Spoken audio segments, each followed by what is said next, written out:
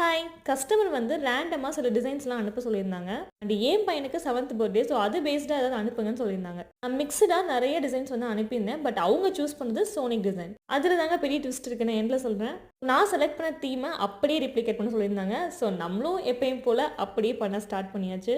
கேக்கோட colour பார்த்தீங்கன்னா yellow with green. So first yellow கலரில் வந்து கேக் ஐசிங் பண்ணிட்டேன். அதுக்கப்புறம் நெக்ஸ்ட் லேயர் இன்னொன்று நான் அப்ளை பண்ணி அதை வந்து க்ரீன் கலரில் கொடுத்து எடுத்துக்கிட்டேன். அதுக்கப்புறம் போர்டை வந்து பேலட் நைஃப் யூஸ் பண்ணி நீட்டாக க்ளீன் பண்ணி எடுத்தாச்சு.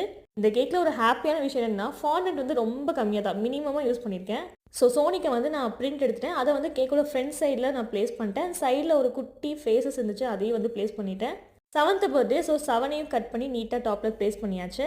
அண்ட் அதுக்கப்புறம் குட்டி குட்டி லாலிபாப்ஸ் மாதிரி நிறைய லாலிபாப்ஸ் செஞ்சு அதையும் கேக்கோட டாப்பில் வந்து ப்ளேஸ் பண்ணிகிட்டு இருக்கோம். ஸோ அதுவும் வந்து நான் வந்து ஸ்கை ப்ளூ கலரில் சூஸ் பண்ணியிருக்கேன். அதுக்கப்புறம் ரிங் மாதிரி அந்த பிக்சர்ஸில் இருந்துச்சு, பட் என்னன்னு எனக்கு தெரில. ஸோ இருந்ததை அப்படியே பண்ணிடுவோம்னு சொல்லிட்டு ரிங்கையும் வந்து நீட்டாக எல்லோ கலரில் பண்ணி அதையும் வந்து சைடு டாப்னு ப்ளேஸ் பண்ணிட்டேன். ஸோ ஃபைனலாக குட்டி குட்டி ஸ்ப்ரிங்கிள்ஸ்லாம் ஸ்ப்ரெட் பண்ணிவிட்டு டிசைனையும் கம்ப்ளீட் பண்ணியாச்சு. என்ன ட்விஸ்ட்னா இந்த சோனிக் டீம் தான் அந்த பர்த்டே பாயோட ஃபேவரட் தீம்னு சொன்னாங்க. அவரோட டிராயிங் எல்லாம் எனக்கு ஷேர் பண்ணி இதுதான் அவன் வந்து சோனிக் டிராயிங் அப்படின்னு சொல்லி அனுப்பிட்டு ஃபேவரட் அப்படின்னு சொல்லி அனுப்பியிருந்தாங்க.